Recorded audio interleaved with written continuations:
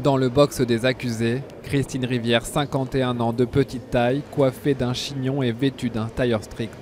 D'apparence, difficile d'imaginer qu'elle a été une combattante du djihad.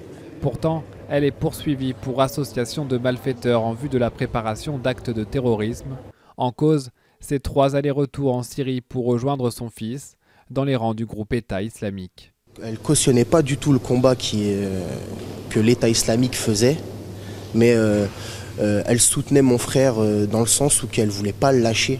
Elle voulait surtout pas le voir partir à la mort. Donc elle a tout fait pour rester auprès de lui. Pour la défense, c'est une femme prise dans un délire, mais qui n'a rien de terroriste.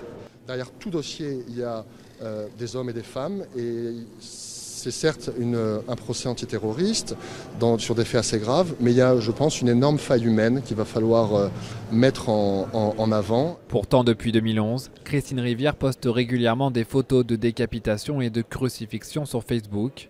En Syrie, elle pose même en photo, arme à la main, en position de tir.